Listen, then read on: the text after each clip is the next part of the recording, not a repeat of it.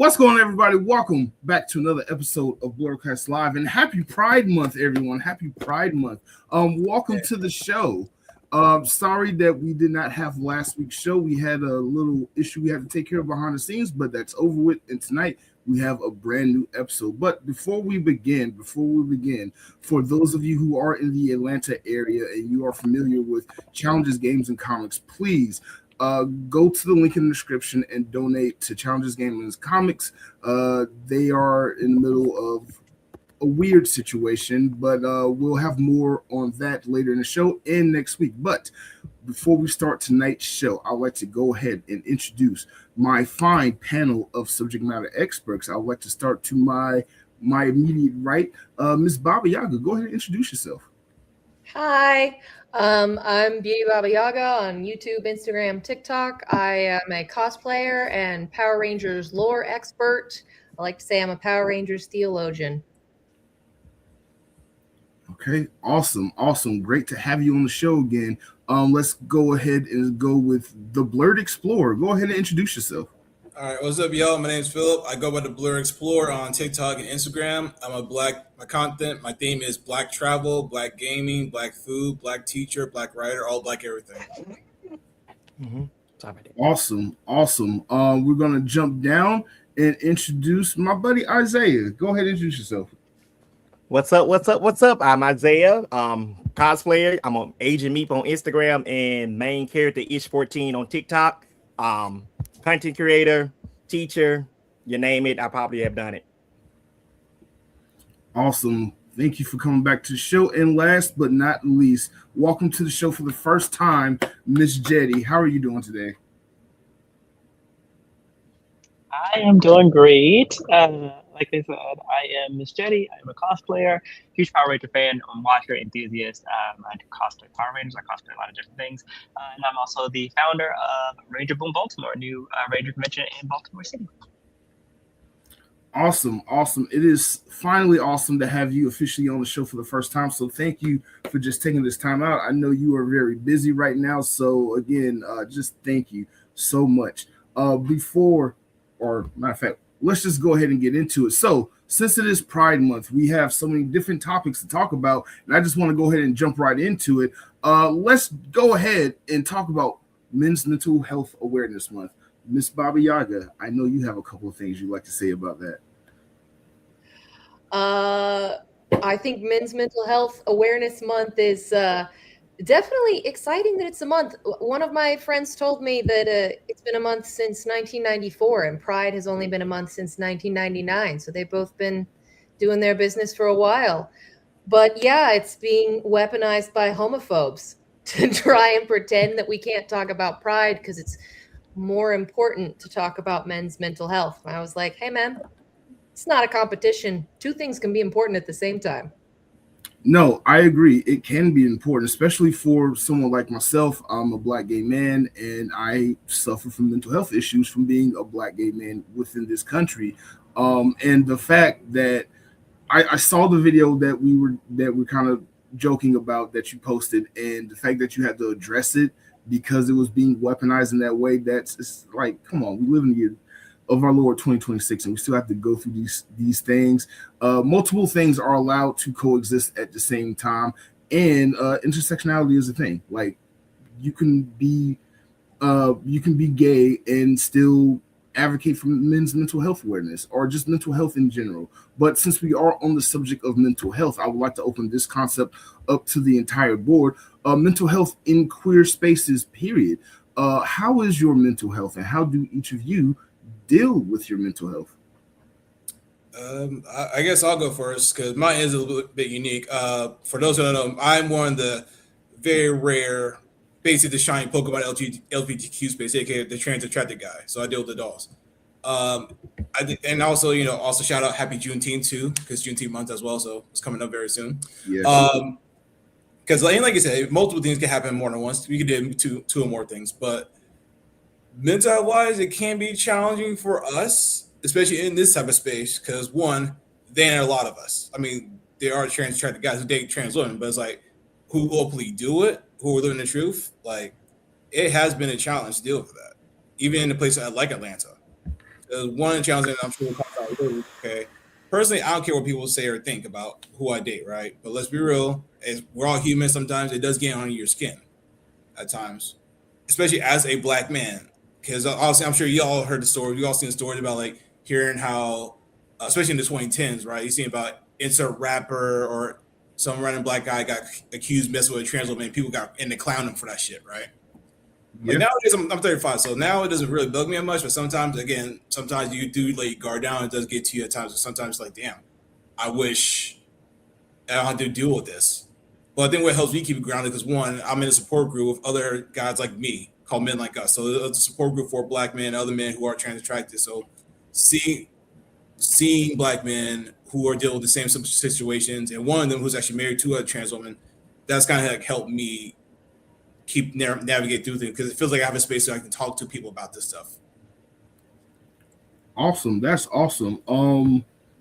We're gonna go back into that a little bit more, but do you have any support groups for anyone who is trans attracted and looking for support? Do you have any groups that you could recommend to anyone? Yes, one of the group is a Facebook group called Men Like Us. You can also find them on IG as well. You guys on his TikTok too. It's run by a brother named Christopher. He's a brother who's from Milwaukee. He recently moved to Atlanta a few months ago from Houston, Texas.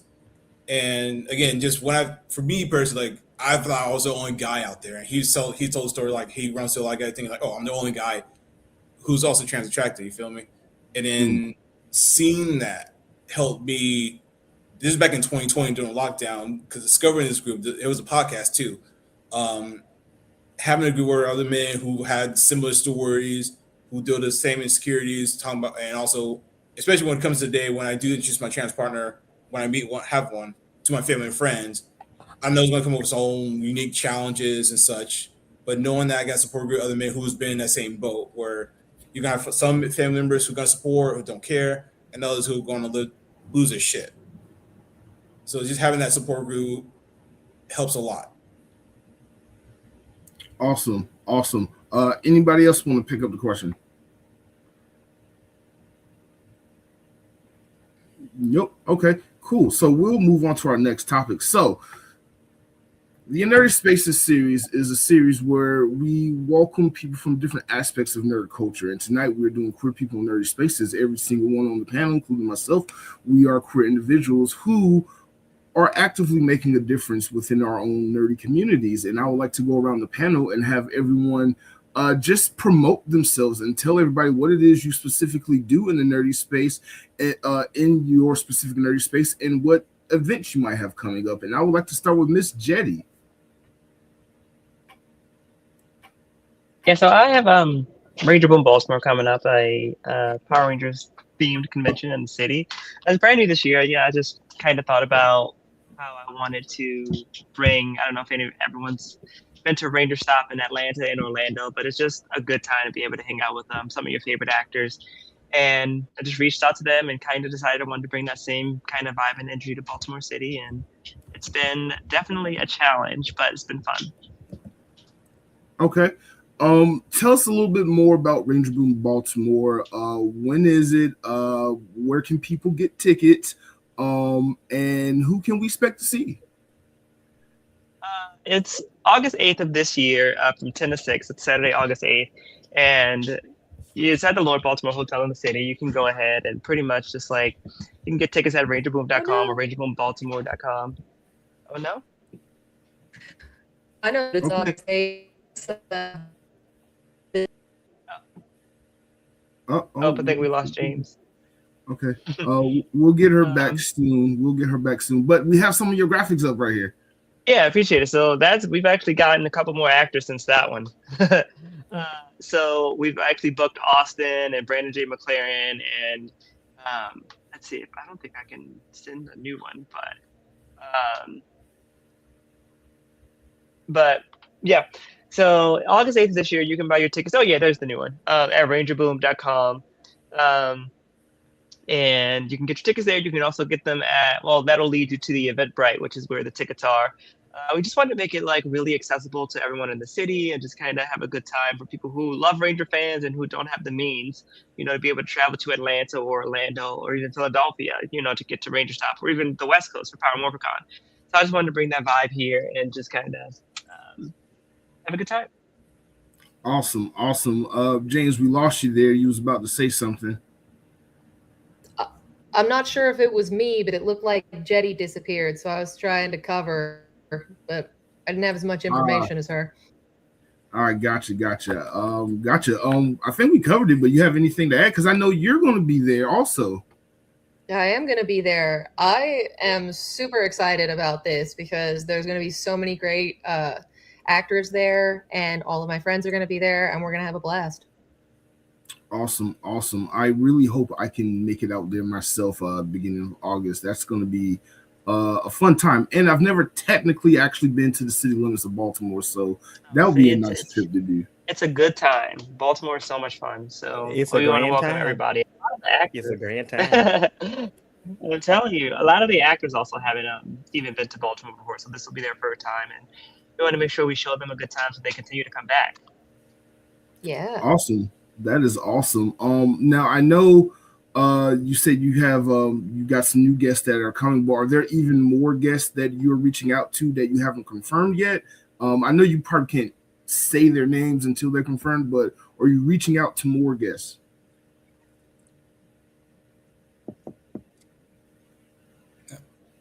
Oh. Nope. Okay. Hey, give me 1 second. Okay. While we're doing that, someone else has another con they like to promote, Mr. Isiah.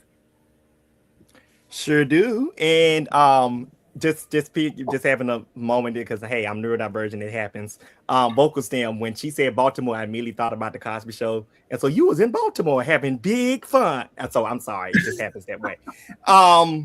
But yes, we definitely have a con coming this way in the magic city of Birmingham, Alabama. On June the 20th, 2026, the African American Comic Book Expo, Hero Academy, June 20th, 2026, from 12 to 5. It will be at the A.G. Gaston Boys and Girls Building. I think you got the graphic. Yep, it is right there. Tickets are $20. They're going big and strong. We plan to have a wonderful time. This is the one and only Black con in the state of Alabama. The first and only Black con in the state of Alabama. And so we try to do and with this con, we aim to not only just celebrate the African American nerdy experience, but also bring people into the culture, into the space that have never had an experience in that culture and space as well. Also within this, we decided with this con to make it where we actually can be our authentic Black selves. Because we know oftentimes when we go to other conventions, you have to fight for a space. Right. Or you oftentimes have to dumb down your Blackness. Not at this con. It's going to be Black. Okay. It's going to be Black. We got food vendors. We have some special guests coming as well too. Then on top of that, we got some performances. We have a DJ. We got a 360 booth. You name it, we probably might have it there. We got some. When I say the food vendors are off the chain, I'm speaking from experience from last year. The food vendors were, amazing. Like they can they can cook. In Alabama, you're gonna definitely eat real well. So, it is definitely a time. If you're able to make it, we were glad to have you. And so that's it. That's it for me. All right, perfect. Phil, you've been writing some books. I've been hearing. Yes. So for those who know, I've been writing books since 2020. I wrote my very first book called The Black Trials Guide to Incheon, South Korea. This was a city I was living in the city of Incheon at the time during lockdown, so I had some free time to kill. So I wrote that book, and then my book 2 was The Black Trials Guide to Daegu, South Korea. Both of those 2 books are no longer available because this year, back in March of this year, I published my 3rd and 4th book called The Black Trials Guide to South Korea and The Black Trials Guide to Thailand, Siem Reap, Cambodia. So my ebooks were, if you ever heard the story of the book called The Green Book by Victor Hugo Green, It was a Black Charlie guide, but it was created during the Jim Crow era, but it was more of a survival tool, or it literally meant the difference between life and death. Where my book is like, it wasn't inspired by it, but it was like a fun version of it. I'm sure you'll pull up the graphic very soon on the book covers, but the ebooks are available right now. And also, I may have ideas for book number 5 in the process too. That I may be starting within the next year or two. I've talked to you in private about this, but I cannot wait for you to do this, but like in Atlanta, about the cons that you've been attending and going to. Right. I can't wait for that book and or vlog to come out there. There it is. Yes, that is a South Korea book. I worked on that book for almost 5 years, I would say. And the Thailand book, the next one you'll see coming up, that's a cover right there. You can find the ebooks available where you find ebooks, Amazon, Google Play Store, Apple Store, wherever it may be. That actually happened because, I got food poisoning while in Bangkok, Thailand, back in 2023. I think it was like my first or second night there. I ended up getting food poisoning, and then while I was stuck in the hotel room or watching The Last of Us debuting at the time, right? The idea kind of inspired me to write because, one, I seen a lot of Black folk coming through here or hearing about it. Somebody's like, you know what? No one's really wrote a Black Child Guide book, so let me do it. So I started doing the Thailand book. And then in 2024, I started to check out See and Reap Cambodia because I heard some TikTok friends of mine talking about it. I'm like, all right, let me check it out. Fell in love with the country, the culture, the people. And I'm like, let me make it a 2-for-1. So that's how it became like a 2-for-1, Thailand, See and Reap Cambodia. And like I said, both books are available now. Physical books will probably come later, but I'm also getting ready to start over a Indiegogo campaign to raise funds for physical copies of the ebooks. So you want to support that, then follow me on the Blerd Explorer on TikTok and IG to learn more about that. But also at time recording this, so this Saturday on June 13th, I'm going to be at a vendor at the Shop Black Fest here in Atlanta, Georgia. So if you want to check it out, like I said, it's called Shop Black Fest. It's a nationwide event where basically a lot of Black-owned businesses, vendors get to, advertise, promote their goods and services. And I'll be out there selling my ebooks at exclusive vendor prices. I got deals over there, so you want to come through, check it out. Perfect. That is awesome. I will try to come and pop out this weekend because there's a lot of Juneteenth events happening. So I'm gonna try to. Yes. Let me get that address. Hold on. I have to pull it up real quick. It said at the historic something. What was it at? So the event, it is at the historic 4th Ward Skate Park. That's what they said it was. So like I said, the event's called Shop Black Fest. You can Google it, and like I said, Shop Black Fest Atlanta. It's this Saturday from 1 to 6. It's free event. Perfect. All right, perfect. Miss Babayagaha, I know you have had a very interesting past couple of weeks. You did Ranger Stop and Pop. You just released your vlog from RSP today, I believe. And if you haven't checked out, please go check out her vlog from RSP. It's very interesting.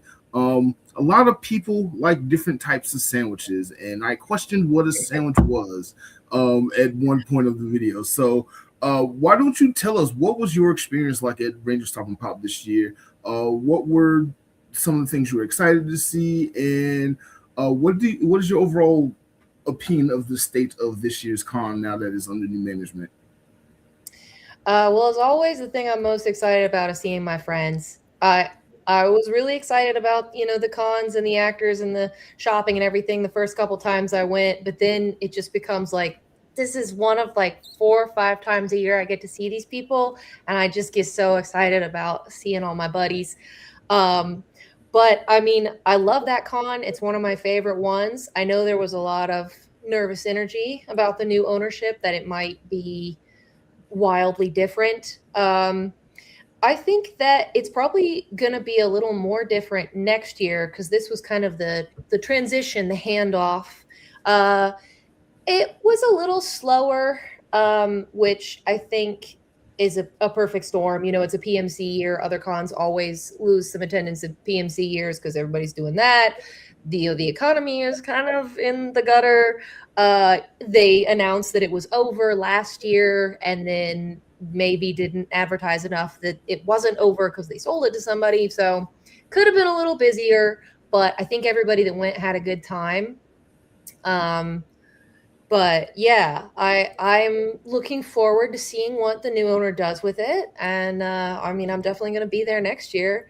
I got really nervous. I'm doing interviews now. That's my new thing. I'm trying to do interviews, and I consider myself to be really bad at it. Everyone says I'm good at it, but it's nerve-wracking. It's a lot easier. It is, right? It is, right? It's a lot easier to sit in a room by yourself and talk to your camera and imagine that it's thousands of people than it is to talk to one person with a microphone. And usually someone that I have, a lot of respect for, or maybe like a little nerd crush on. So that definitely doesn't help. But everybody, all of those actors are just so delightful. Everybody that I talked to was wonderful. They had some really great answers to my questions. I had a lot of fun talking to them, and hopefully I'll do more interviews in the future. Yes, please do more interviews. I could tell you were a little nervous, but I get that, like, especially at Ranger Stop and Pop, because for me, it's hard for me to be on camera with like people who I grew up watching, like in my favorite show, and you're sitting there and you have prepared questions, but then you just like, oh no, butterflies, or the 6-year-old inside of you reaches out and is like, hey, Catherine Sutherland, let's talk about the power of pink for a second while you're in the middle of doing an interview for a documentary. So stuff like that does happen. I definitely understand where you're coming from. It is nerve-wracking. Yeah. It is definitely nerve-wracking. But if I can offer some advice, just keep doing it. You're good at it. Just keep doing it. Yeah, it'll only get better. So that's awesome. Now, before we move on to the next topic, I do want to bring up the fact that every single one of us cosplay. So I would like to just go around the room and everyone just say, what is your favorite character to cosplay as and why?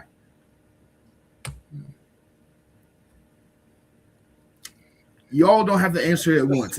I'll pick Isiah since I haven't started with you. You go ahead and go first. Sure. So I'm stuck. I'm torn between two. The two that I've been kind of flipping back and forth would be Blue Toad. That just no coincidence because Gloria Blue is my favorite color, so that's been my favorite one. And because number one, he's always been a supporter and a helper. So if you like Mario, he's the support guy, he's the helper. So, and also he's very animated and dramatic. So that's why for Toad for me. And also the other one that was a hit, this that I did for the first time was Arthur Reed. Who are you gonna say that? So yeah, now Arthur Reed was a hit. I've definitely had fun doing it at BlerdCon. I bought it to Momo. It was a hit. The main thing everybody kept asking me for was the fist. So I don't know why people take a joy out of seeing somebody hit a little girl, but okay, people are weird, but all right. If you ask for the fist, I'll give you the fist. All right, I'll do the little shaking of the fist. It's fine. But it's just for the meme. It's just for the meme. It's just for the meme. I understand. I get it. Trust me. But for me personally, Arthur connects with me in more ways than one. And because number one, I actually do have a little sister, so that's the interesting thing. And then two, the show itself, being that I actually lived the show in a way, because number one, I'm now a Mr. Ratburn in a case. In this case, I am a teacher, so I understand it in actually reading the books as a kid growing up. So like, hey, why not? And to be honest about it, Arthur really came about for me to take it to BlerdCon because I did it first for my students at school, because we was doing it was our Spirit Week and we were supposed to do storybook characters, and so I picked Arthur. And so when I came into the school, I had an Arthur book and I was playing the Arthur theme song, and I had to hit everything on, and the kids were like, "Oh my god!" and they recognized who I was. So that was fun. Okay, that's awesome. We're gonna go back to that in a second. Let's go around to Miss Jetti. What is your favorite character to cosplay as, and why? So it's so hard for me to choose that, but I will say I love cosplaying as Kendrick's Lost Galaxy Pink, because not a lot of people do it, and it's one of my favorites. But then also, I think I really love, honestly, my Wonder Woman cosplay from the movies, the DCEU.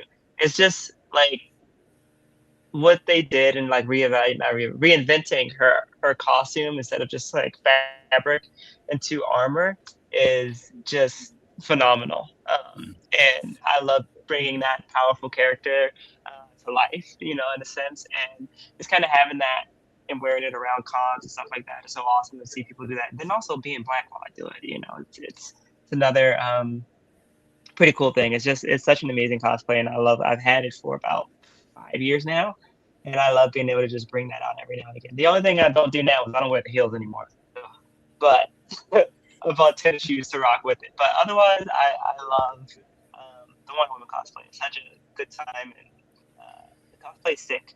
So It is very sick. I wish I had a. Oh, there she go. I wish I had a picture of it, but I used it for the promo for Miss Jetti. Her Wonder Woman cosplay is amazing, and I have a couple of questions to ask her when she comes back. But Miss Babayagaha, what is your favorite character to cosplay and why? So I mean, everyone else picked two. As Isiah was saying, there's some about blue. One of my favorite ones I've ever done is Mystique. I did the comic book Mystique, but I got a prosthetic of the like scales from the movie, which was really, really fun because it made the face read a lot better visually than just me being kind of like pasty and blue. But yeah, that's just with the slit skirt and everything. That's so much fun. And it's really exciting to get the full thing on and be like, oh, it really came together. And then honestly, Cosmic Fury Red from Power Rangers is one that I really, really love. Partially because Hunter Dino, who plays the character, is a delightful person, and I always go talk to her and we take pictures, and she's so sweet. But also, it's really comfortable. I really did a lot of like the male Power Rangers outfits without the skirts because I was like, nah, you know, I don't want to be like the girl ranger, conform to gender stereotypes. That was my first one that I did that has the skirt, and the realization that it's so much easier to do everything. Like you can go to the bathroom really easily, you know, you could get it on and off way easier. It doesn't like ride up or be weird in as many ways. And then the shoulder armor that's kind of like referencing the original Green Ranger look is really fun. And I put a lot of work into that one. I made the shoulder armor myself. I made one version and then I made a second one. And I'm probably gonna do a third one someday. But just like I feel a lot of pride wearing it. I think it looks really good and it's really comfortable. And also first full season red female ranger. So that's exciting too. That's awesome. That's awesome. Now, do you exclusively cosplay as Power Ranger characters, or do you have something outside of Power Rangers that you cosplay as too? Mystique. Yeah, that's right. You did say that. I'm sorry. I'm sorry. I'm multitasking. I have a bunch of other cosplays, and they've kind of been in hibernation because I'm having a hard time with the organization of my space. This is my new studio, so hopefully I'm going to be moving my costumes in here and be making more content with my cosplays. But I have a bunch of like Star Wars cosplays. I have some superhero stuff. I have some Disney stuff. And then just like a couple random characters that I really like from just obscure things. So yeah, I have a lot. I just don't wear them as much. I hope to have that problem one day. I really hope to have that problem. Miss Jetti, before you left, I was saying that I love your Wonder Woman cosplay. I love how it looks on you, and it was like my favorite picture of yours to use for your promo. That and your what was it? The pink. Oh my God, why am I being a bad nerd today? The Pink Beetle cosplay. Yeah. That one looks really good. Yeah. Did you 3D print and make all of the parts yourself for both of those? Yeah. I did. I am in the well, the Wonder Woman one I paid for. That was like my first ever like big cosplay, and I was like, oh, I want to pay for it. So I did that. But the Blue Beetle or the Pink Beetle, yeah, I did make. I'm actually in the process of making the Wasp from the Marvel movies. I just love her fit so much. It's so sick. And then also, I'm always printing Power Ranger helmets, but I'm also putting together a pink Pink Power Ranger Jedi for this Saturday. I think I'm going to debut it, so it's coming together. I'm almost got it ready. Please It'll send be me like a picture of Ranger that. Slayer Sith Lord type deal. Please send me a picture of that. I love like fusion amalgamation cosplays, and like I've been wanting to see like a Power Ranger / like Star Wars cosplay for the longest time. So make the 6-year-old me happy and send me a picture when you debut that one. Before I forget, Phil, what is your favorite character to cosplay as and why? Me, so I've only done 2 so far. So my first one was I went as a Hufflepuff last year for Halloween, and also for DreamHack 2025. And then recently for MomoCon, I went as Dutch from Black Lagoon. And geez, I think I would say so far, I would definitely have to say Hufflepuff would have the Hufflepuff cosplay. Here's the one I got right here. Is definitely my all-time favorite cosplay that I did. One, because I also am a Potterhead, and also I'm definitely a Hufflepuff house for sure. Best house in Hogwarts. But it was just definitely a lot of fun. Definitely got a lot of feedback, especially on Halloween from the parents and the kids too. So that was definitely a lot of fun for that. I definitely really enjoyed doing the Dutch cosplay for sure, especially after I finally sat down to watch Black Lagoon a while back for like the very first time. And I'm like, yeah, I got to cosplay as a character. And definitely for sure has been fun. Now, again, what inspired me getting to cosplay for me was going to DragonCon last year, seeing all the black cosplayers at the Blerd photo shoot that we did last year. That was me getting cosplay. Okay, I swear you. Okay. And again, I told you back when you was in Korea, once you come to Atlanta and you like get around us, and you see what we're doing, it's just gonna be a floodgate. And now look at you. Like I saw you at MomoCon, you was hustling. I saw you. Yep. Black Lagoon is awesome. I actually should rewatch that. It is. That was like Black Lagoon has been on my anime backlog for like years. I don't know how long. It's been there for like very hot minute. I finally sat down and watched it. I think during my winter break, and I'm like, yeah, no, I love it. Had a great time with the character, the cast, especially since I saw Dutch. I'm like, you know what? I knew about Dutch, but I'm like, you know what? Maybe I should cosplay. I have the hype for it, so I'm like, why not do it?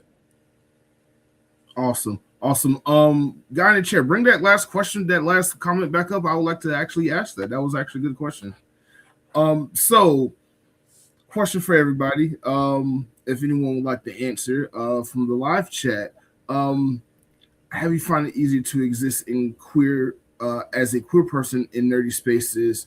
Anyone want to take this question? I find it easier. I'll say in Ranger spaces, it's very very cool and very welcoming. You have some some fandoms that aren't as welcoming, but I'd say in general, like the smaller fandoms are the way to go, or fandoms that actively promote like their queer characters. It's always a good time. But yeah, I don't think I've necessarily had any problems in certain spaces.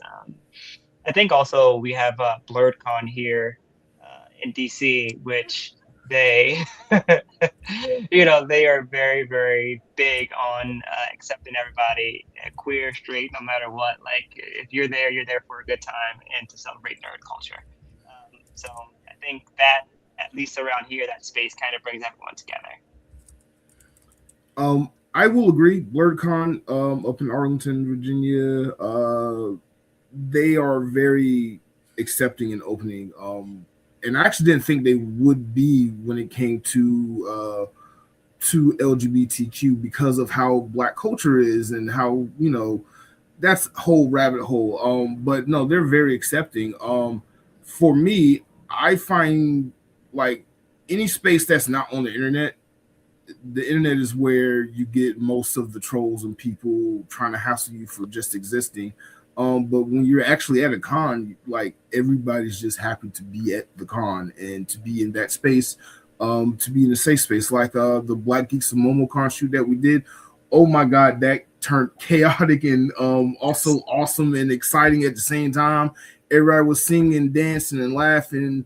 The content creators were content creating, and and people doing backflips and stuff. It was just a bop to be in, and like nobody was being judgmental. It was just hot. It was just a small space, but we made it the best thing, and it was so much fun.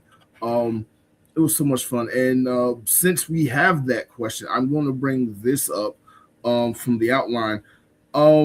This is one of the topics I kind of wanted to get into, something that I've kind of been hearing at the con spaces when I've been interacting and trying to interview other guests.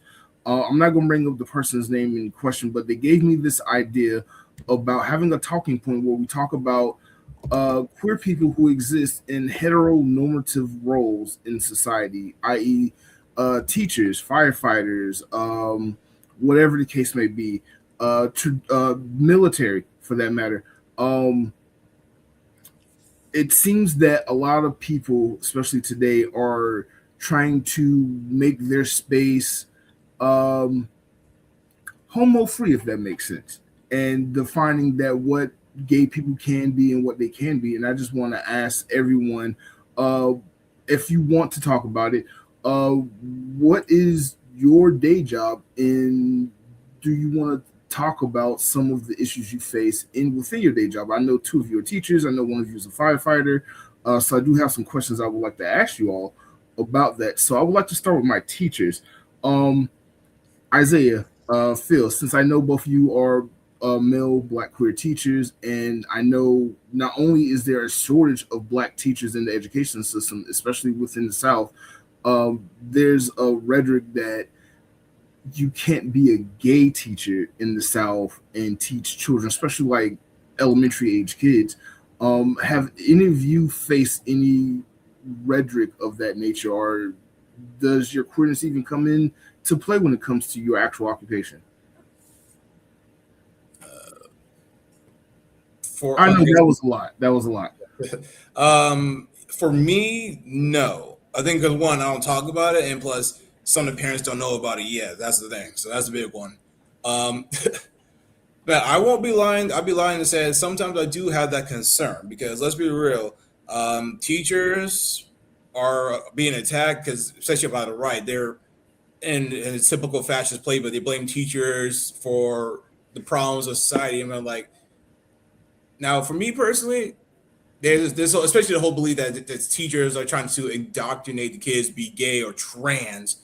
Meanwhile, I'm like, bruh, I can't even get the kids to wash their hands or bring a pencil to school. Thank you. I was like, how the fuck can I get the kids to be gay if I can't get the kids to charge their Chromebooks or bring a textbook to school? Man, I can't even do that shit. Like, if I had that power, first, indoctrinate the kids to wash their hands with soap and water. That's the first thing I would do if I had that power. Second thing, no, change it up. Return the pencil that they stole from the teacher. That's what I'll use that power of indoctrination for. Now, again, my thing is being a trans and trying to goddamn trans woman. Obviously, in the media, trans folk have been the ops. Before it was gay folks, now it's the ops. Because because obviously they need the boogeyman. The right needs the boogeyman. Before it was gay people. Now, especially in the 2010s, when trans people somehow started to get more of a name in social media and like in the media and whatnot, that's when it became the enemy, public enemy number one, for no goddamn reason. Even though statistically, more conservative men have done more harm to kids than trans folk or gay folk, but we don't want to talk about that. I want to talk about that, but I got you. Yeah, but my thing is though, it's more so like, say for example, if I'm with a trans person, we're out on a date on the belt line, and I run across one of my students. Students, let's be real, kids, they do not care about person's dating preferences. They're gonna ask, why are you still single? Ask me how I know. Because so true story. This happened February 13th, the day before Valentine's Day. I'm walking with one of my fourth graders, and we're talking, and she asked me, Mr. Rux, do you have a girlfriend? I'm like, no, not yet. How old are you? Oh, I'm 34 at the time. I was 34. And she looks at me like, Mr. Rux, how are you 34 and how are you 37 still single? Like, bro, that night I ate my feelings. Like, that hurt more than anything. But like, let's be real, like, kids really do not care about person dating preferences, who they date. They have questions because, again, the kids are curious, but at the end of the day, they're not really going to care. Because kids are going to know if they like your teacher. If they like the teacher, they like them for who they are. And when I'm at work, I'm in professional mode, I'm in teacher mode. I ain't worried about what's happening at home or what's in my personal life until I'm on break. You feel me? But that's just me. So Yes, exactly. Like that's more concerned about the kids more than anything. Like, how are you not married? Like, doesn't make any sense. Mrs. Lee is married. Mr. Jones is married, but how are you not married, Mr. Phil? Like, make that make sense. But again, it's just more so the fact that when it will most likely happen, I run to one of my students, and one parent might be cool, but let's be real, some parents are going to lose their shit. That the fact I'm dating a trans woman. Majority of parents, they're not going to really care because, listen, they got bills to pay. They ain't worried about that shit. But there's going to be that one parent who's going to lose their shit that I'm dating a transgender, I'm trying to indoctrinate the kids to be trans. I'm like, it will happen, but at the same time, like, hey, I'll confront it, I'll defend my partner all day, every day. And then I'll tell the parent, like, listen, sir, ma'am, your child is failing behind. They barely can read. How the fuck and you're more concerned about somebody being trans, trying to be indoctrinating kids to be trans? Like, some of these kids can't read. I had a second grader who can't read, doesn't know his ABCs, and you worry about somebody being trans. Make that make sense. I want to address the last comment that just popped up in relation to something you said at the beginning. Yep. You said you don't really talk about your sexuality, and I understand you do teach at the grade school level, but you said something about like a lot of parents don't know, or you don't talk about that to the parents. Is that something that you fear doing, or is it just something that's just unnecessary that you it's really just unnecessary. Like, if it happens, like you say, when I'm public, you see a teacher out in public, then it happens. Or if, by God, they come across my social media handle, right, and they see it, then and they find out, it's like, okay, then there might be a problem. Now, again, I think I'll be okay because one, I think probably what someone has safety net is because of the fact that I'm a black male teacher, first and foremost. So, like, let's be real. You have to really fuck up to lose your job or get rid, because let's be real, how rare we are that black men actually want to be in the school, work with kids. So I think that, and also the staff members, people who I work with are going to be cool and got my back. You feel me? Plus, I got a couple of gay, lesbian, bi, teachers work at my school too, so I'll be all right. Okay, Isiah, anything you want to add to that? Almost definitely.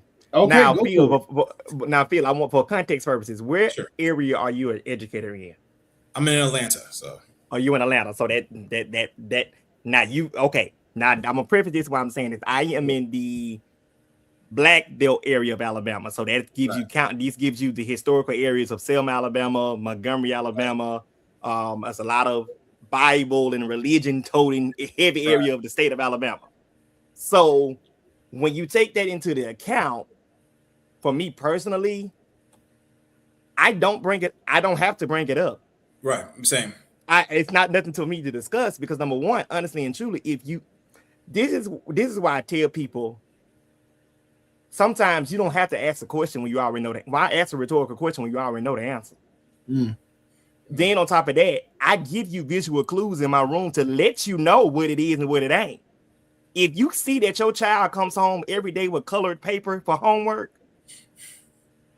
if you see that if you come in my classroom, there's LED lights, there's a rainbow lay behind my desk, there's colored pencils everywhere. I give you a bunch of everything is colorful and magical. That shouldn't give you no indoctrination that he might play for the other team. I mean, and on top of that, I'm the kind of teacher where I'm just gonna be me. I have a marching band background. I got a theater background. I got all those, and I'm a church kid. So at the same time, all those different personalities, I consume a lot of content. So in a random given moment, I may, and like I said, and all those vocal stems in my head, yeah, the kids pick it up. Trust me.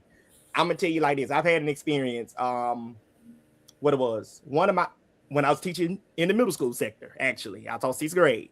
I actually had a kid who tell you how kids be paying attention and be FBI agents on the low, and CIA agents on the low, because they go and screenshot and find stuff. Right. So one of the kids ended up finding my personal Instagram. And on my personal Instagram, I think it was for Pride Month, like in 2019, and I had made a whole status, you know, just pretty much just was being me coming open to the world. And one of the kids, it got around, this kid screenshotted it, got around the room, got around the school. And because let me tell you how messy these children are, they started a whole T page. Wow. And my face ended up winding up on the T page. And they had my picture with my status, with my caption from Instagram, next to it, and it had a whole little thing about saying some stuff about me as well. Was I hurt? Of course. And here's the crazy part about it. I know which student of mine did it. They denied it. Mama covered up for him. But at the end of the day, but guess what I found out too? Here it is, years later down the line. Come to find out, you've been in the high school bathroom getting slutted out by the basketball team. How you like them? And you got the nerve to talk about me? Okay. Oh yes. But you worried about me. You worried about a grown. Yeah, I'm so. Yeah, I deal with the reality of the situation. I don't sugarcoat nothing. Right. What in the Abbott Elementary Pride Month episode that just here? Yeah, and you know, and see, even with on the elementary side, I put it to you like this, and I'm just gonna be real. The kids are not going to get another black male educator until they potentially get to middle school if they're either high school. And so when you have those black male teachers at the lower level, praise them, appreciate them, regardless of whatever going on there. First of all, I am here to do a job. Right. I'm with your child for 180 something odd days, from 7 something to 3 something, sometimes 4 if they have after school. Thank you. I am with your child all day. I have to deal with your child's emotions. I have to deal with your child not being fed. I have to be with your child making sure they academically sound. I have to deal with them, make sure they're spiritually grounded. I got to deal with their mental and emotional health, and making sure they okay to just simply exist in my class, knowing that everybody else in this classroom probably gonna pick on them because they ain't got the latest Jordans on, probably because they ain't got an iPhone, but maybe because they didn't get on PlayStation Network last night, or they got shot up on the game or something. I had to take all that into account, and I got not only your child to deal with, I got 24 plus other children to deal with too. Yep. So you really think that you as an adult, or I really think as an adult, even a child, you got time to be worried about what I do after 3:30 when I drive all that parking lot? Exactly. Like, listen, like you said, listen, my kids know me as a nerdy guy. Like, they know I'm in the anime. I wear anime shirts at school and stuff like this. Like, they're more cool with the fact that, like, they probably think I'm cool with the fact that I watch Demon Slayer and stuff like that. And then, like, do anime and gaming over the fact that if I date a trans woman, right? Right. And so like it's said, funny like, that you mentioned that. Season 3, I'm in teacher mode. I'm looking at my lesson plan, looking at the standards, what we got to do. And then, like I said, when that 3 o'clock hits, I'm done. I ain't worried about you. I ain't worried about them until the next Monday or the next day. Like, exactly. I just want to work. I just want to clock in, pay my bills, go to these anime cons, maybe go occasional ballroom, and stuff like that. I ain't worried about trying to do anything with kids. Like, listen, I'm too tired, too exhausted to even try that. I already got like dozens. I'm an ESOL teacher, for those who know, English second language teacher. That's my thing. Ooh. I ain't got the time nor the patience to try to indoctrinate or turn the kid trans or gay. Like, I got hundreds of some kids to deal with, report cards and all that crap. Like, what? Why do I? Like, we have too much other stuff to do. Like you said, it is mentally taxing. Like, to be honest about it, when I get off work, when I tell you, even going back to the mental health thing, I appreciate their car rides in silence so much. Yes, oh my fucking God. Even if you're not in the field of education, that car ride in silence when you didn't clocked out. Yeah. Oh my God. Yes. And to my and I'm gonna bring everybody in to make everybody feel included, because you know that car ride in silence, and then you didn't hit. Then if you got to whatever your indulgence is, you know, you may have smoked you a little piece of that black and mild before you went into work, and a little piece of black and mild in that ashtray, or you got that little bit of that roach left, or whatever you do, and you got your moment to woo. And on top of that, I don't even like making decisions after work. After dealing with work, I don't have too much time. I really don't have time to sit up there and be trying to indoctrinate no child into anything. I'm mostly trying to worry about, can they add, can they subtract, can they simply write their name? Right. Do they even know their name? Do they know how the ABCs? Can they? Do you know the Muffin Man? Please, something. Please, like I got too much other fish to fry for you to be sitting up and worried about what I do in the privacy of my home on my own time. With another consenting adult of age appropriate. Like, why would I? Why? And like everybody's listening. Why are you worried? Right. I'm teacher tired majority of the week anyway. Oh. Like as soon as I really go out on the weekends and like I just want to go sleep and chill out on the weekends most of the times. Like I am too tired, too exhausted to do anything. I'm sorry, Mark. We sorry. Yes, sorry. sir. No, it's cool. I see this is a really deep, passionate subject, so I'm gonna just go ahead and put a note for make teachers only in nerdy spaces, and we're gonna go there. Oh, I would definitely down. I would love to do that. Speaking Because of- basically, okay, for those who don't know, so I've just finished my first year as a teacher, and basically, I am thinking my life. I'm basically like an IRL version of Gregory from Abbott Elementary. That's basically my life right now. Oh my God. And yes, I looked into I looked into the teacher cam more times than I can count in a single day. Speaking of teaching and whatnot, so I actually kind of got like my classroom kind of went viral on TikTok a little bit. I didn't even do nothing. All I did was I ended up just showing my class a little bit of One Piece, and I recorded just the intro, and that video got 143,000 views just for them watching the show. And I didn't expect it to get that attention, but and from me showing that, I didn't realize how even my little girls in my class were so impressed and so enthralled. Like some of them even came to me, Mr. Bear, thank you for showing me this, because now when I get home, I have something to watch now. I said, baby, you on a long journey. You're gonna start with One Piece. Right. No, I get that. I'm sure some of them be graduating college by the time they catch up to wherever the manga or the anime is at right now. Because I know I get what you mean. Because earlier this year for like career day, we were originally supposed to do Black History Month, but stuff happened, so we switched to Women's History Month. We brought in Robbie, aka RJ, from of the Seventh Kingdom, a Black woman who created her own manga series. She came in and she spoke with the kids, and after she left, a lot of both the kids and the staff gave her glowing reviews. Came up to me like, "Yo, I brought in a great guest." Kids kept asking her so many questions, almost like being a Black writer, being a filmmaker, all this stuff, and the fact that she made her own anime and made her own manga just expand that mind. And that's something I want to do. And like, hopefully next school year, my goal personally, if I can, I don't know if I can, I would love to try to do a field trip with the 5th graders. We can bring them to MomoCon or some anime convention.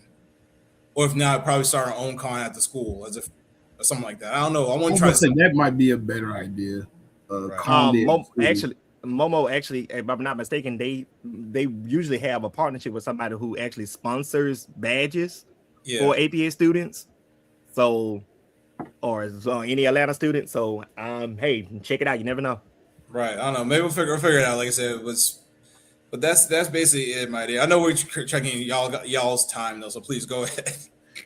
Miss Jetti, I wanted to ask you, since you are in a mostly male-dominated field, I would like to ask you, have you come across any struggles within your professional career of being not only a Black woman, but a queer woman doing a job that's mostly done by men? No, I wouldn't. I mean, not my department. I'm sure that there are places that do that, but I'm very lucky to be in Maryland, which is a very progressive state, and in Baltimore, which is a very progressive city. So we just kind of vibe here. Like, as long as you have a good time and you can do your job, everyone's just kind of like, let's do it. You know what I mean? I acknowledge my privilege in that regard. Okay. So I was today years old, and I found out not only you're a firefighter, but you can deadlift people, and I can't even do that. So if my house is on fire, please come down to Atlanta to save me, because I don't think Atlanta got on it. On it. Now I do want to bring up queerness in the media we consume. A lot of us, at least 3 of the 5 of us, are huge Power Rangers fans. And I felt they've dropped the ball when it comes to queer representation. But I would like to ask the panel, what are some of your favorite representations of queerness in the media you consume?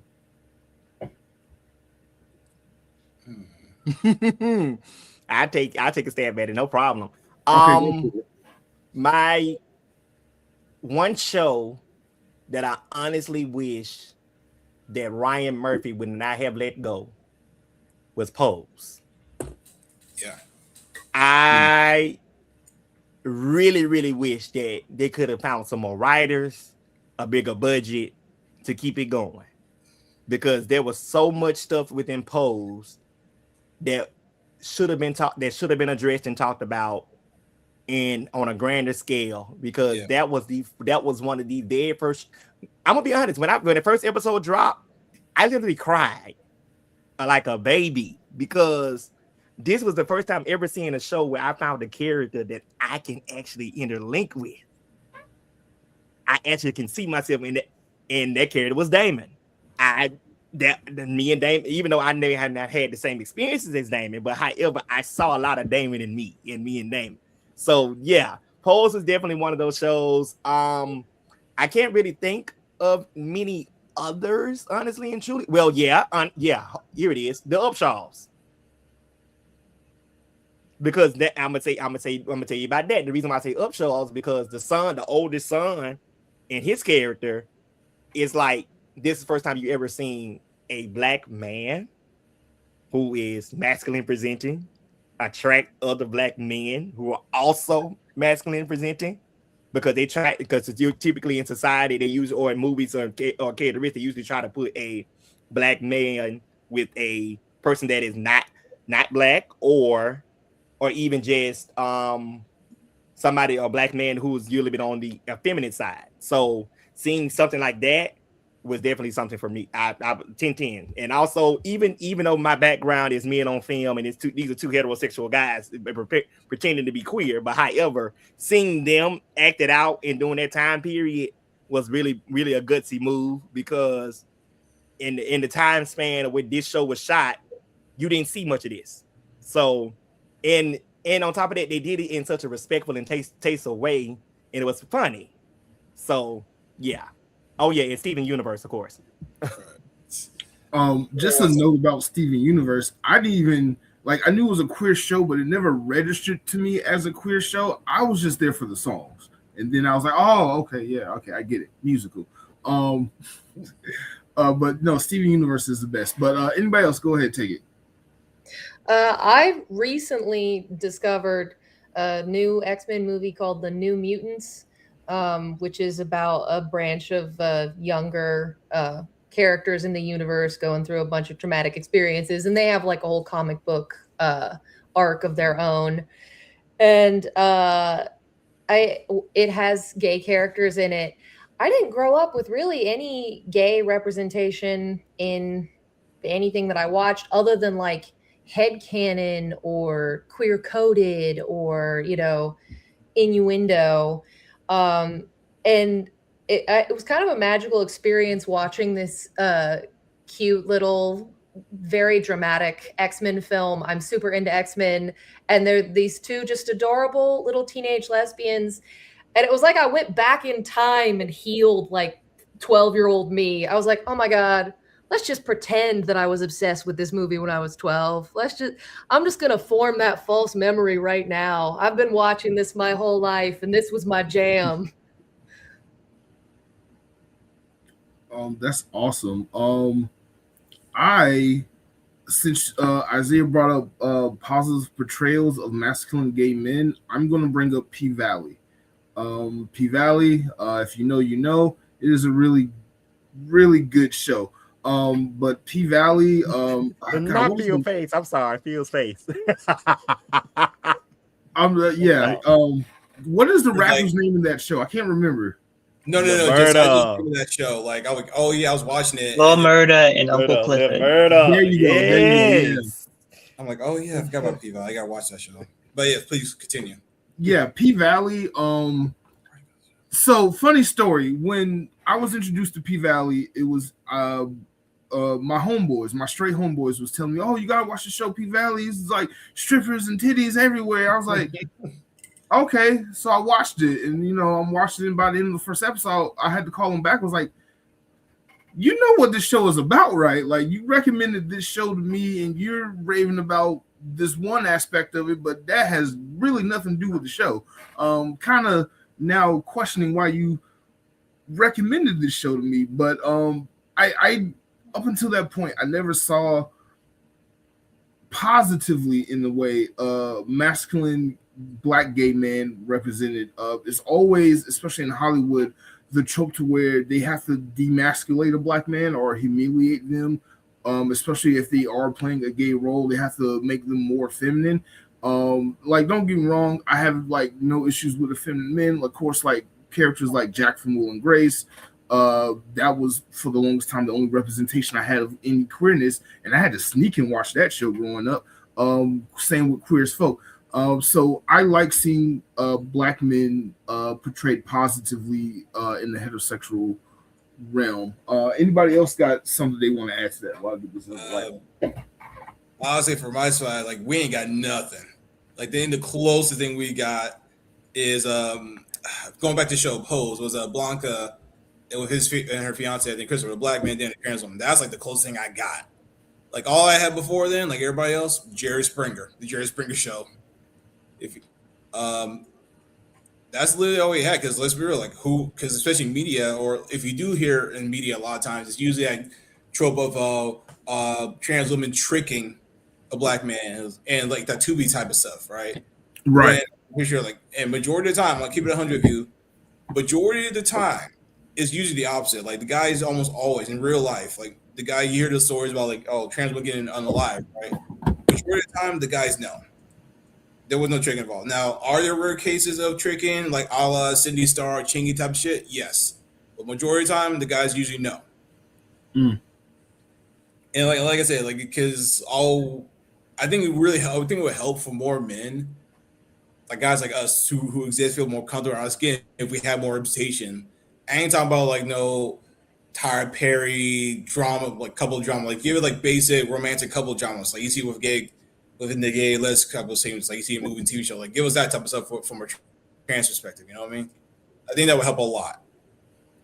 Like not just, and it has to be like actual black man and a black trans woman. Like it has to be real legit like that. Because a lot of times if we do see a trans woman, it's usually because they're with a white guy or something like that. You feel me? Yeah, I got you. Ms. Jetti. I don't know. I mean, I'm saying like Captain Holt and Morphin X-Men 97. I mean, Morphin's there's a good always. Can't think of the show right now. It's off the top of my head. Noah's Ark from back in the day, phenomenal. If I can find it, I'm pretty much going to watch. There was Heartstopper not too long ago, which was a beautiful story. But yeah, it's you just kind of got to find whatever you love. Power Rangers, with Izzy and Fern. I thought that was a cute way to end the series. I think that was kind of like we know how we messed up with Billy at the beginning, so I think that was their way to kind of make up for it. But yeah, I mean, I try and consume as much of it as I can. If there's something queer, I'm probably gonna watch it. Isiah mentioned the Private Chat 911, and I instantly thought about the character. There's a couple characters. I think there's another show called The Rookie. Those shows, for some reason, I call them the late night Saturday over-the-air TV shows. A lot of those shows have like just the one singular black character that's either gay or lesbian. And I never understood why, but I just watch it because I'm like, all right, at least they have a black queer character that I can relate to. So yeah, thank you for bringing up shows like 911 and Rookie and so many of those other like Fox, CBS shows that are now being more emboldened. Another show I like to bring up, Modern Family. A lot of people sleep on Modern Family, but that was at the time when Modern Family came out and how they represented Cam and oh my god, I'm forgetting the characters' names, but how they represented that family, like we've never had anything like that before. Just seeing what it's like of the life of a normal husband couple who have an adopted child while they're still dealing with regular life of their regular family who is mostly cisgendered. So that was very interesting. But going back to my original point, Power Rangers completely disappointed me and dropped the ball and waited 29 years or 28 years to finally bring in gay characters. You let David Yost walk off set, and then we finally get Tessa, who comes in. And by the way, she did a great job. Fern did a great job. But I wanted so much more from Cosmic Fury and Dino Fury once they finally started to break those molds of getting out of their stereotypical character development boxes and finally having queer characters. I wanted to see more. I wanted to see more from Dino Hunt, from Hunter Dino, her being first female Red Ranger, and I feel like as a fan we just got shafted. I'm gonna leave it at that unless Babayagaha or Miss Jetti, y'all have anything to add on the Power Rangers and queerness and representation topic. I mean, I wanted more from Kelsey Winslow and Nancy from Lightspeed Rescue because unless every single person that worked on the script for Lightspeed Rescue stood with me in a room and said, hey, we didn't mean for this to be queer coded. You cannot convince me that she was not intended to be a lesbian. And they gave her a girlfriend who's an astronaut, and she's only in like 2 episodes.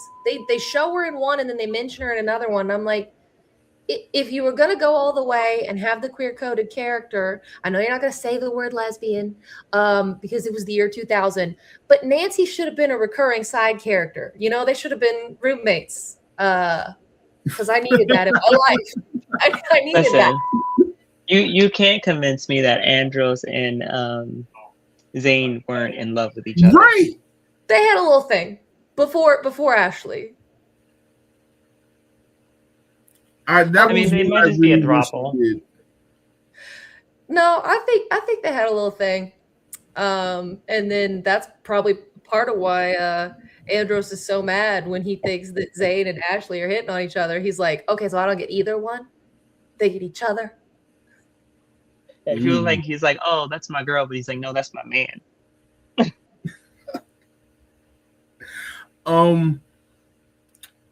I know this is kind of just probably me romanticizing them, but I kind of wish Zato and Ion, with how buddy they were in their season and how Ion was like all for Zato in Cosmic Fury, I kind of wish it was like revealed that Ion had a crush on him, but I'm sure Jordan Fight would have not gone for that. With how young Jordan is though, and how much older, you can tell how big the age gap is. Yeah, but like in the show that it's stated that they fought in the war together, so I figured they would be close to the same age. I don't know, alien ages, I don't know.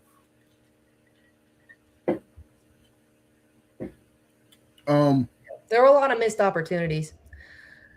Definitely 100% a lot of missed opportunities. But it still just irritates me that they waited 28 years to finally bring it out. It was like what we was talking about with the teaching profession is like they don't want kids. I know Power Rangers is a kid show, but it's like they're afraid to bring queerness into things that are predominantly marketed towards kids, which brings up this whole Steven Universe thing, which was again great representation of queerness. Children need this representation as much as the adults need this representation. Again, all of us grew up in an era where it wasn't a lot of queer representation in the media we consume, and when we find it or when we finally got some of it, for me, like I said, I had to hide and watch stuff like Will and Grace, like in my room at like 2:00 in the morning with the volume turned down to 10 so nobody could hear me watching a sitcom show that comes over the air, yet alone like on any of the other stuff, but like, you know, weird household dynamics and things like that. But we are rounding up to the end of the show. I would like to just thank everybody for coming on. I do have a few things I wanted to go over before we officially end the show. Question for everybody. I know we just had like, if you're in Atlanta, we've had like 2 weeks, 3 cons. Some of us are still recovering, but I'd like to ask everyone, what is the next convention you plan on attending where people can, if they want to see you, they can kind of show up and meet you? I don't know.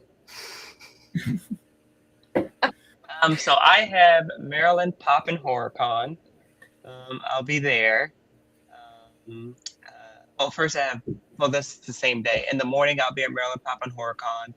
And then during the afternoon, I'll be at Baltimore Pride in my Pink Ranger Jedi. And then after that, I have Stellar Con, which I'll be around promoting and stuff like that. Gotta go. Bye-bye. Don't forget, Raging Blue Baltimore. Love you guys. I will see you guys later. Thank you for having me. All right, go save the city. She's literally going to go save her city. Like, nice. freaking awesome. Just thank you, Miss Jetti, for coming on. I know you was at work. I really appreciate you just taking the time out for coming on. But anybody else, what is the next con any of you are attending? There's a con in Dayton, Ohio on the 20th and 21st. I'm trying to figure out what it's called. I'm going to be there. I'm looking at the post from Campbell Cooley. It just says another convention. I'm like, what's it called, man? We just started talking about like tickets and travel and stuff. I don't know. I go to way too many conventions. It's 5-Star Comic-Con in Dayton, Ohio. I will be there. And then I think my next one might be PMC in California. Okay. There's nothing wrong with attending too many cons. You have a problem I wish I had because I don't go to enough of them. Also, where did you get your hoodie from? As soon as you put it on, I was like, I want that so bad, and I don't even like the color orange. Where did I get my hoodie? And you got the orange dino. Okay, the red dino charge had that. Kind of blends in with it, so that's dope. I know this is from K20 Custom. He has an Etsy, and he does patches, and he's done like almost all of the Sentai and Rangers helmets.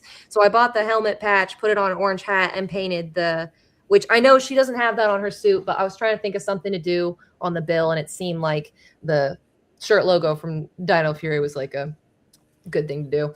But K20, definitely recommend him. The hoodie, see, there was a bit ago where a friend of mine, Nerdius, he has a Redbubble now, but he had a website that ended up getting taken down for one or another life reason, and he had really, really great prints on there. I still have some things from him, some jackets and hoodies and stuff, and I think this might be from there, so I don't know if you can get it anymore, but it never hurts to do a little internet search and see if you can find, because it's just like a design somebody made that was then printed on like the default size hoodie. So there's probably some kind of website you could find that you might be able to get something like this from. Okay. Sorry, I don't have a better answer. No, that's perfect. That's perfect. We'll talk later about that. Isiah, Phil, what are the next cons y'all attending? Isiah, I know your con will probably be the very next one. So why don't you go ahead and start with that? So, funny story about that. While I get public my con, I will not be there in person because I have a teacher obligation. I'll be going to space camp. So, yay! Yeah. So, the 6-year-old just got really jealous at you. No. But the next con that I will be at will be Dragon Con in Atlanta. That's the next one you will see me at. I am going to pull out all the stops for that one because I'm planning on that's the con that I'm planning on doing some debuting some brand new cosplays that I'm trying to go a little bit out my comfort zone. I'm right in the process now of trying to find a blue Mighty Morphin Power Rangers costume right now because I'm getting the helmet made. So I'm trying. Only thing about that is I want, as bad as I want the costume, I just want one addition to the costume to be made. I would like a front zipper so I'd be able to use the bathroom easily. So instead of me having to zip all the way down to use the bathroom, but that's what I'm doing. By numerous requests, I've been asked to be Mabel Simmons, Medea. So I'm thinking about bringing that out, and I'm trying to see how I'm gonna make that work.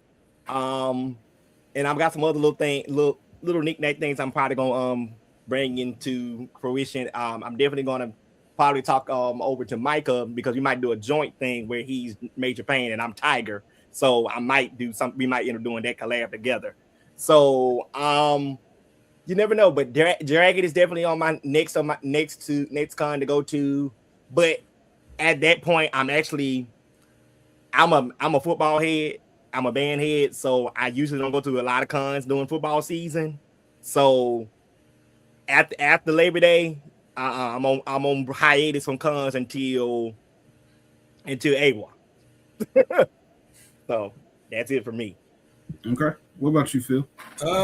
Well, I will be at the African American Expo on June 20th in Birmingham. Fingers crossed. I'm gonna try to be a vendor. I'm probably last minute in, but we'll see if I can get in. If I don't get in as a vendor, I'll also be there to support and whatnot. Definitely will be at Dragon Con for sure. Dragon Con, I will be doing Mace Windu. I'll probably pull out Dutch again. Definitely the Viltrumite because I got some ideas for some TikToks. Get something to do with that. And of course, we also had a collab too, Isiah. Because I'm also going to try to go as a blank man too. So he could be the other guy. yeah. I'm sorry, I just got excited because I've been talking to you about that, and I'm like, I think that's going to be like your signature cosplay is going to be like Blink Man because you're tall and you're bald. It's going to work out so perfectly for you. Yeah. So that's the plan for there. Really, right now is more so. I'm also gonna do cons, but I'm also trying to be doing more vendors, like book fairs and book festivals. Well, speaking of which, on July 30th to August 2nd, I will be a book vendor at the Atlanta Black Writers Weekend on July 31st to August 2nd. So you want to check that out? I'll be there. My goal is to have physical copies of ebooks there as well. So if you want to check it out, hopefully I'll have physical copies of both books at this festival. So come through, and of course I'll be doing what else? Anime Week in Atlanta. I think Trap Sushi, they're trying to do something going on in Atlanta too. I think in October as well, if I recall. So I'll try to be there for them as well. So that's basically what's going on for me. Perfect. For me, Atlanta Comic Con, which will be after FIFA, I think I'll try to go to that, and then obviously Dragon Con, that's the big one coming up. Definitely planning on doing a lot of things at Dragon Con, including being on panels, finally having my own panels. So look out for more of that. I will also be in the Viltrumite cosplay photo shoot. I am hopefully working on something related to that, but we'll see. Fingers crossed. And just a bunch of other things coming up for me. But we have reached the end of the show. Any final thoughts? Anything that has been said or didn't go said that anyone want to say before we sign off tonight? No. Yeah, I will. Okay, go for it. Because even though we didn't discuss it or whatever, I kind of want to go back and people just very quickly. For as me, I think it was a question earlier. I think it's about as it relates to. Hold on. Have you found it easier to exist in queer person nerd spaces than the majority of cultural spaces? Yeah, for me personally, being in nerdy spaces, being that we have some of the same shared experiences and understand what it's like to be judged and understand what it's like to be criticized for just being authentically who we are, because we like to out of nowhere Naruto run, because we like Power Rangers, because we like playing video games that are not the traditional 2K or Madden. Exactly. You know what I'm saying? Call of Duty and all that kind of stuff. And because we decided that we want to do other things besides the traditional norms, we all understand that. So it's easy for me to exist. Now, don't get me wrong. I can go into my HBCU space and still authentically be me, but it's not as to the level of where I can be at a con. So that's that piece there. Another thing I want to also leave folks with is to understand. Too recently there was a thing about going around about the rapper Boosie doing this whole thing going on a rampage about a football player having his nails painted and on the cover. And immediately you talked about, so what about the kids? I have never known for somebody just to simply have their nails painted to indoctrinate a child.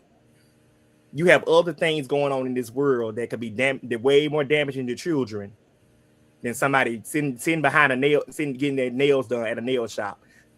First thing I'm looking at is the fact that he's hygienic enough to even go get them done. That shows that he has great hygiene and great style. Because there have been men that have been painting nails way before we even much existed. So for you to go down that rabbit hole and for you to be the main rapper to always come out and say something about something like that to that nature, that tells me that you got some it's some work, inner work that you need to go do and sit on somebody's couch. And I say that with nothing but love, sir. But all in all, this is Pride Month. Be your authentic self. You know, it is what it is. This is a month not only just for the people of the queer community, but however, this is a month for everybody. This is a love month. This is a happy month. This is an exciting month. And not only that, not only is it Pride Month, it's Black Music History Month and Black Music Month. So like, it's a bunch of things going on. It's just a busy month overall. But It is. But nevertheless, make sure that you just, if anything in this season, especially with all that's going on in the world, just remember to take care of you. Control your controllables and take care of you. And it's okay to turn it off. It's okay to put that phone on Do Not Disturb. It's okay to turn that phone off if you have to. It's okay to just say, you know what, I need a moment for me. It's okay for you to ride somewhere and go scream to the top of your lungs and get it out your chest. It's okay. Release. Breathe. Guess what? Because at the end of the day, guess what? You only can control what you can control. There's a lot of stuff that is going on in this world. There's a lot of it's political, whatever. However, at the end of the day, you are the main person that has to take care of you. So if you're not together and you're not right, you can't show up for others. So remember this: take care of you before you try to go take care of somebody else. Love you all.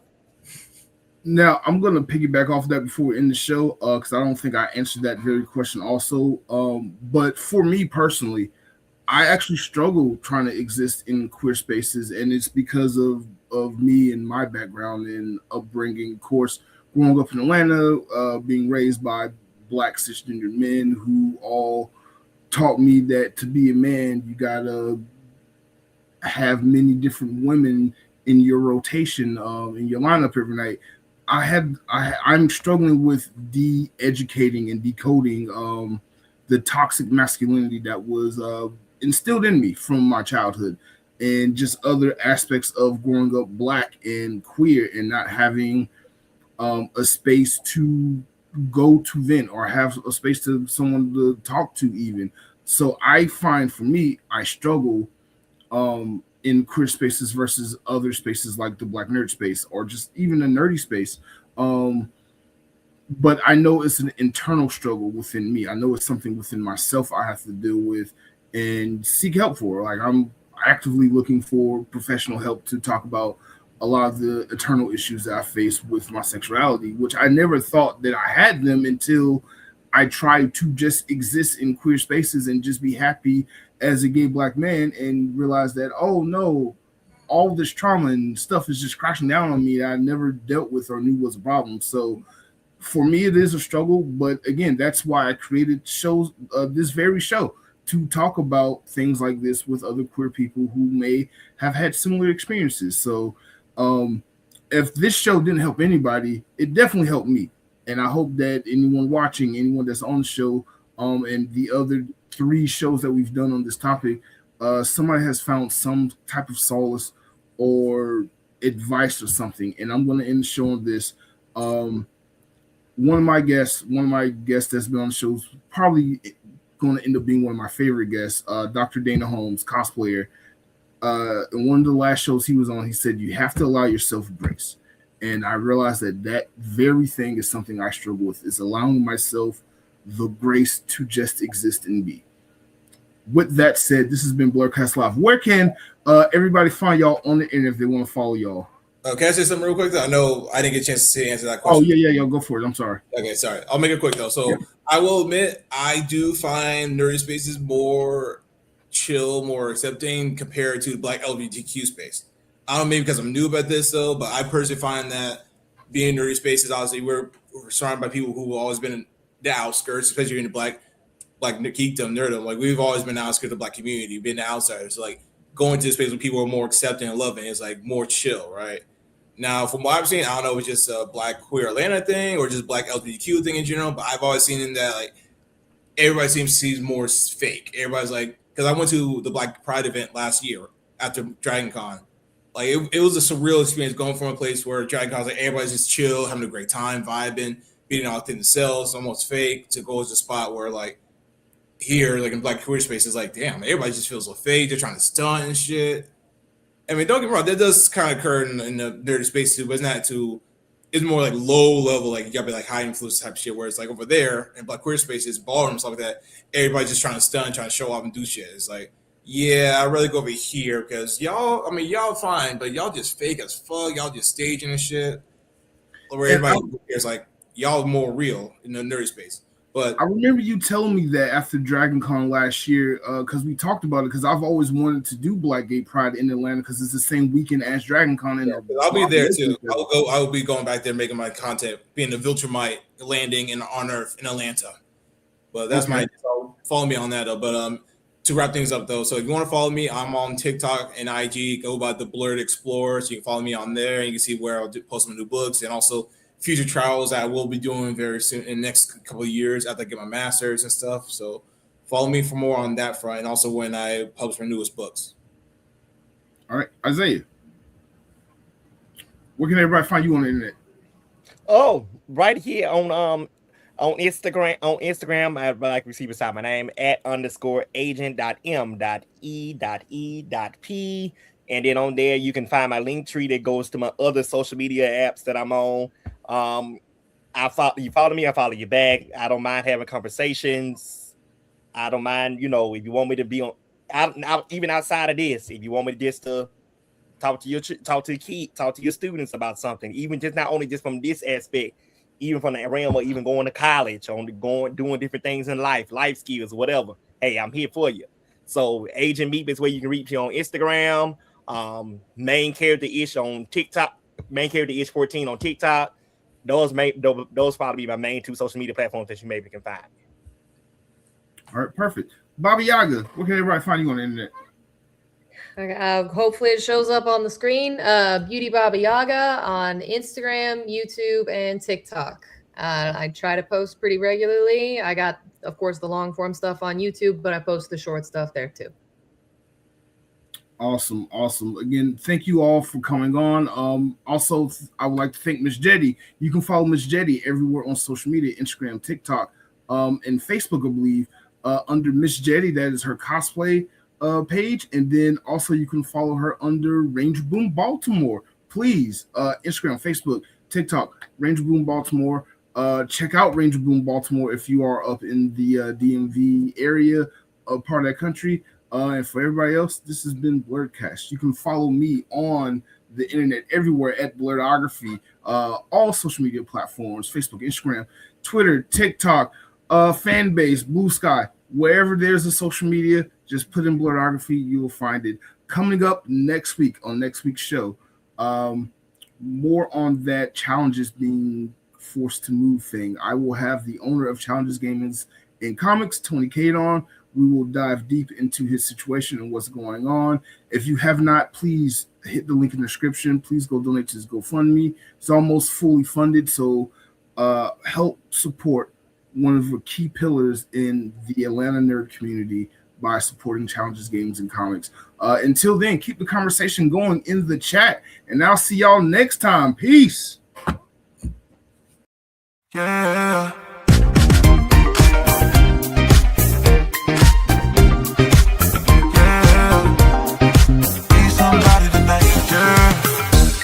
How you move it, how you wind it up.